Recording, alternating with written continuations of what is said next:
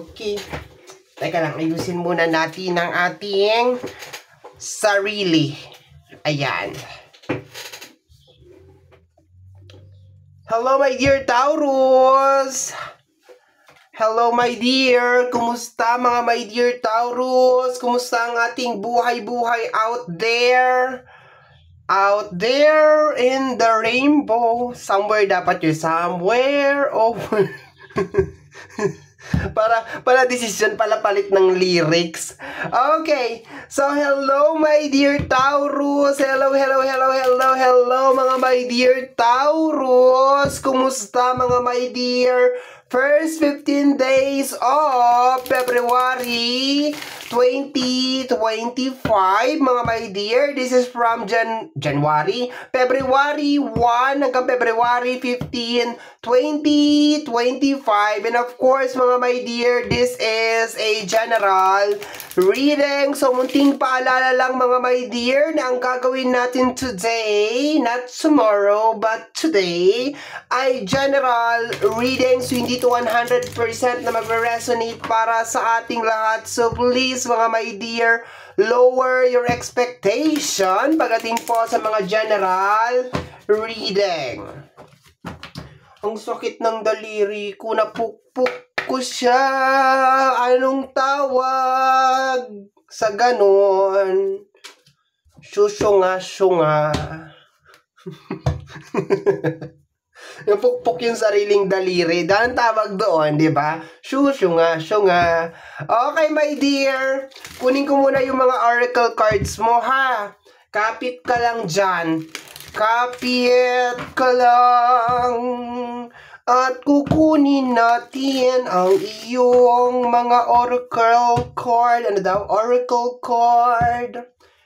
Taurus. Tingnan natin kung ano meron sa iyong February 2025. Napukpok ko talaga siya. Okay. Ayan. Isa pa. Last na ito, my dear. Last na. Taurus. First 15 days ng February. Tingnan natin, my dear.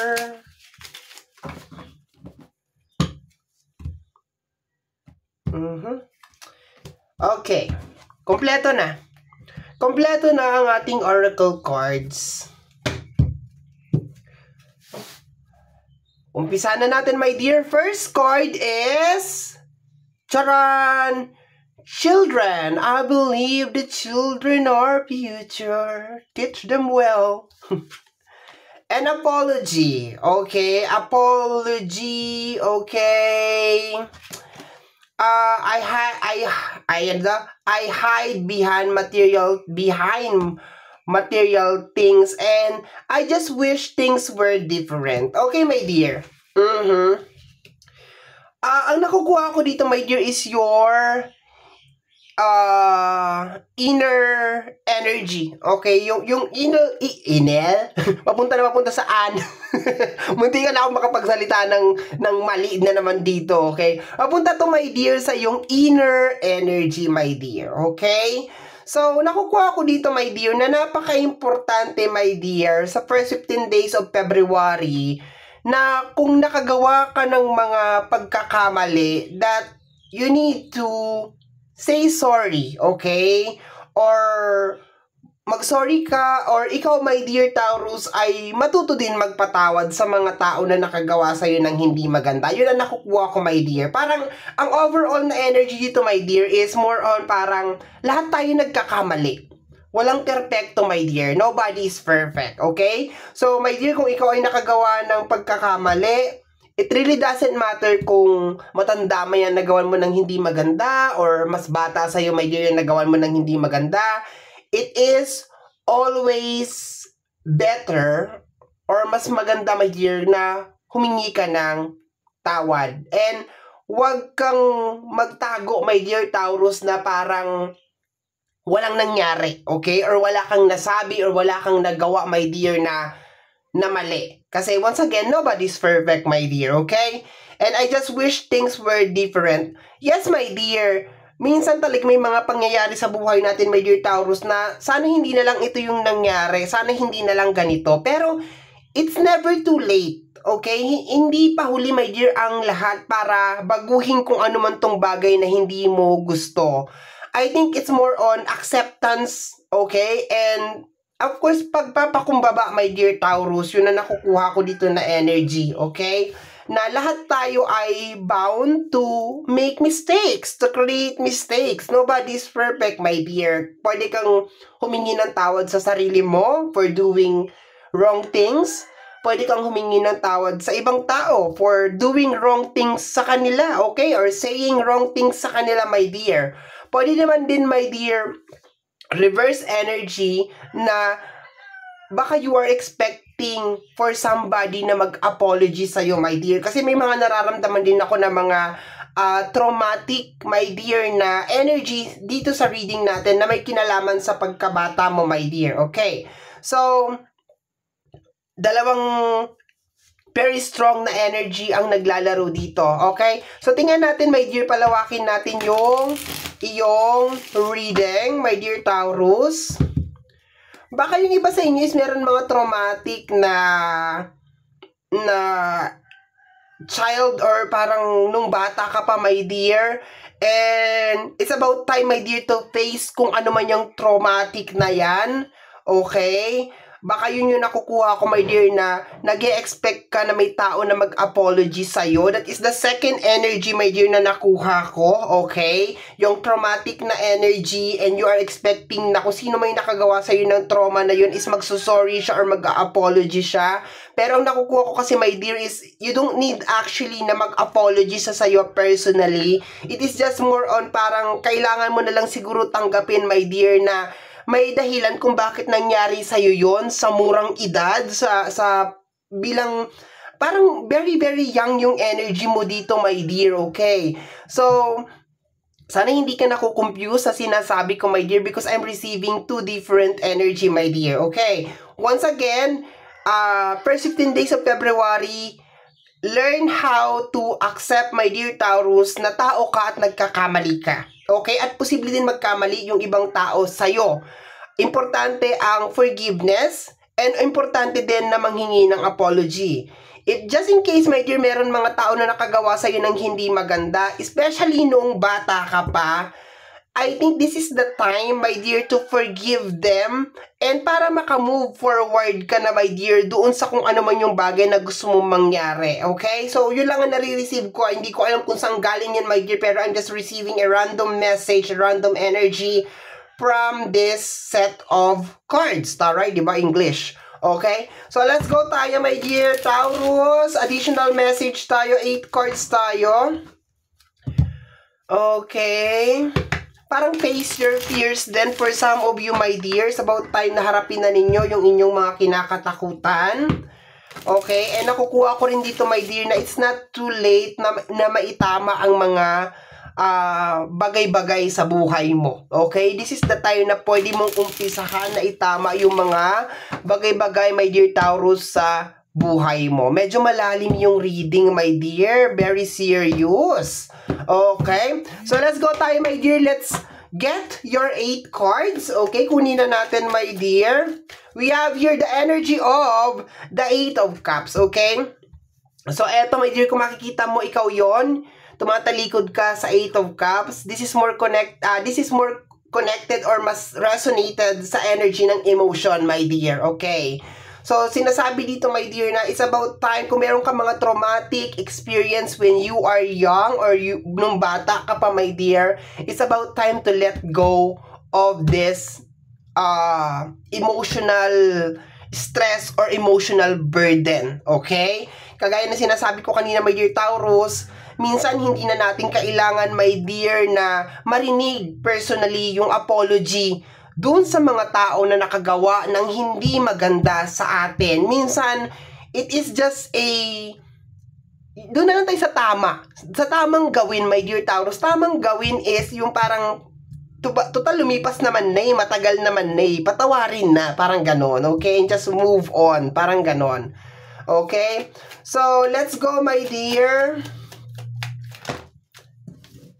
We have here the energy of the Judgment. My dear, it's about time na maging malaya ka na, my dear. Alisin mo lahat ng galit, lahat ng kung ano man na nasa puso mo, my dear. Nagtataka ako bakit hindi ito lumabas ng January. Dapat January reading to, my dear. But nakukuha ko dito sa reading na to, my dear, na just harapin mo lang. Just face it, my dear, na hindi perfect yung life mo, na hindi ka exempted sa mga ganitong eksena, my dear. And posible, my dear, yes, mali na ikumpara mo yung sarili mo, my dear, sa iba. Pero mas marami pang tao, my dear, na meron pang mas mapait na pinagdaanan or may mapait na nangyari sa buhay nila kaysa sa'yo. Kanya-kanya lang talaga, my dear, ng, alam mo yon, eksena talaga sa buhay, okay? We have here the Three of Wands, my dear. Papasok ka na, my dear, sa panibagong chapter of your life. And iba yung energy na binibigay sa akin ng Three of Wands.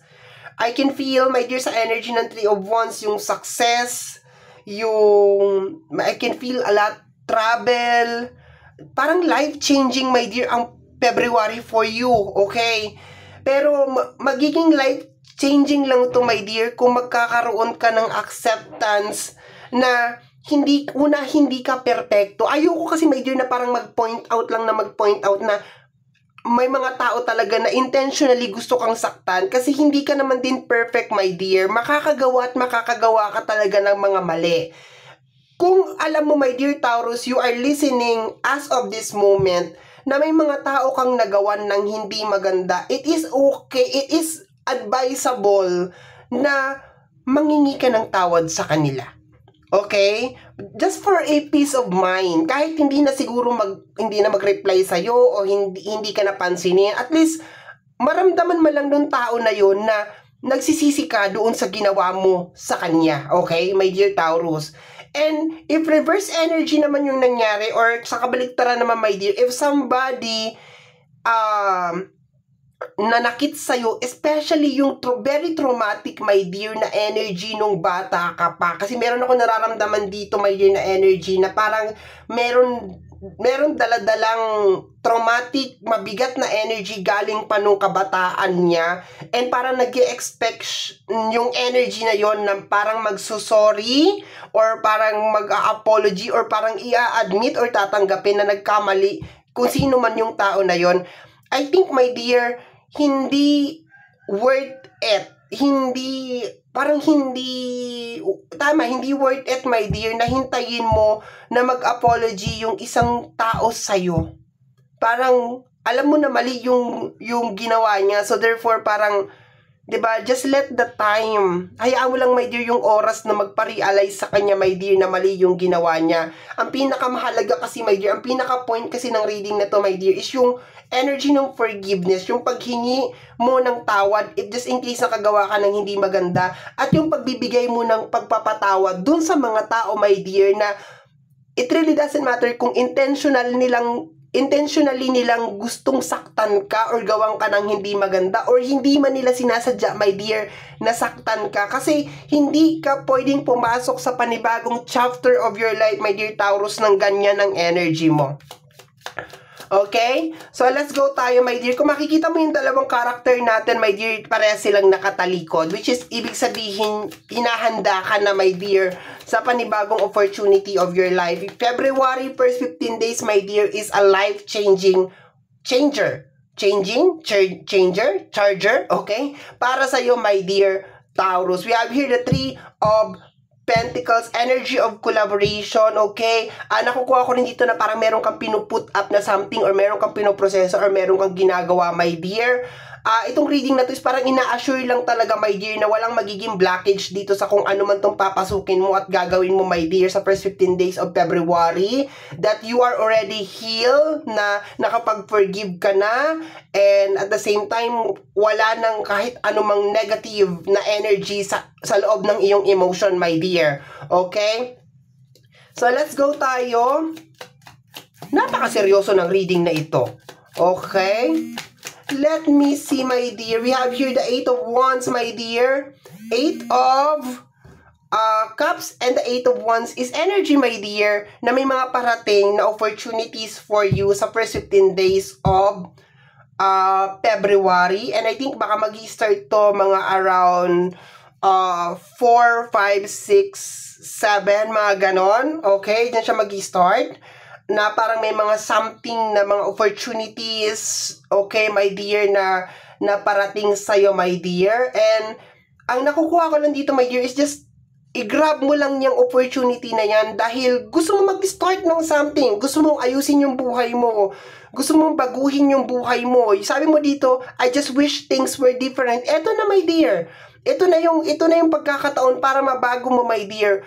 Yung bagay na wini-wish mo na sana hindi ganito, na sana hindi ganyan. Eto na siya, my dear Taurus.